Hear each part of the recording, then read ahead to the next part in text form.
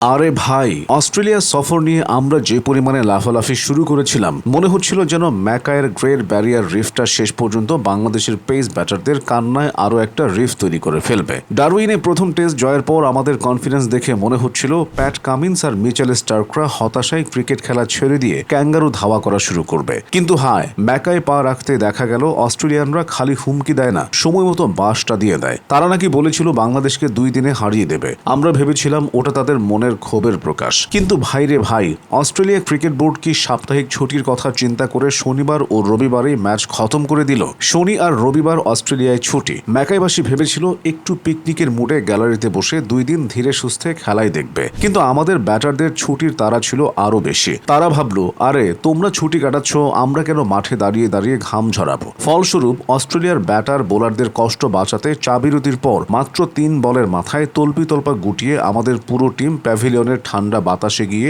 আরাম করা শুরু করে। প্রথম ইনিংসে 64 রানে অল আউট হওয়ার পর আমাদের ফ্যানদের লজিক ছিল, ভাই নতুন উইকেট, একটু তো অ্যাডজাস্ট হতে সময় লাগবেই। কিন্তু দ্বিতীয় ইনিংসেই সেই মহামূল্যবান অ্যাডজাস্টমেন্টের ফলাফল এলো 95 রানে। 2 ইনিংস মিলিয়েও আমরা নাকি 100 পার করতে পারলাম না। মানে 2 ইনিংস যোগ করলেও সেঞ্চুরি হয় না। টেস্ট ক্রিকেটে 21 বছর পর এই বিরল ঘটনার সাক্ষী বানালাম আমরা গোটা বিশ্বকে। 2005 সালে জিম্বাবুয়ে হারারেতে 59 আর 99 রানে অল আউট হয়েছিল। আর 2026 সালে এসে আমরা গর্বের সাথে সেই জিম্বাবুয়ের রেকর্ডের ঐতিহ্য রক্ষা করলাম। আমাদের তানজিদ হাসান ইনিংসের প্রথম বলেই স্টার্ককে একটা 4 মেরে এমন হাবভাব দেখালেন যেন ম্যাকায়ে আজ সেঞ্চুরি মারাই তার মূল মিশন। কিন্তু ওই যে কথাতে আছে, শুরুটা সুন্দর হলেও আমাদের বিয়োগান্তক নাটক শেষ হতে বেশি সময় লাগে না। সাদমান ইসলাম তো বাউন্স বল দেখে এমন অবাক চোখে তাকালেন যেন স্টার্ক বল না ছুড়ে ম্যাকায়ের বিশেষ কোনো জাদু দেখাচ্ছে। ব্যাটের কানায় লাগিয়ে পয়েন্টে ক্যাচ দিয়ে তিনি বিদায় নিলেন। তার চেয়েও বড় সার্কাস দেখালেন আমাদের মুমিনুল হক। আগের দিন অফ স্টাম্পের বাইরের বলে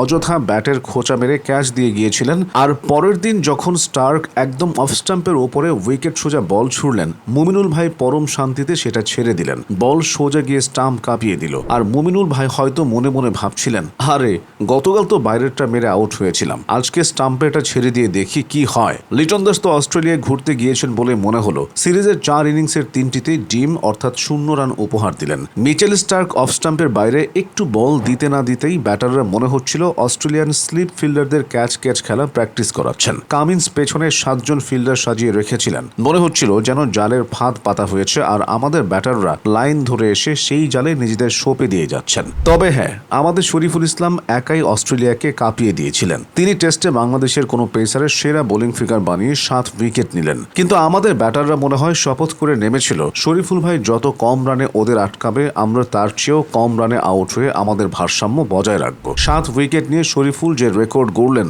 আমাদের ব্যাটারদের ব্যাটিং ব্যর্থতায়, সেটা ঢাকা পড়ে গেল ম্যাকায়ের বাতাসে। সবচেয়ে মজার বিষয় হলো মাঠে আসা বাংলাদেশি সমর্থকদের যুক্তি। অস্ট্রেলিয়ার বিভিন্ন শহর থেকে চাকরি বাকরি ছেড়ে অনেক প্রবাসী টাকা খরচ করে এসেছিলেন ম্যাচ দেখতে।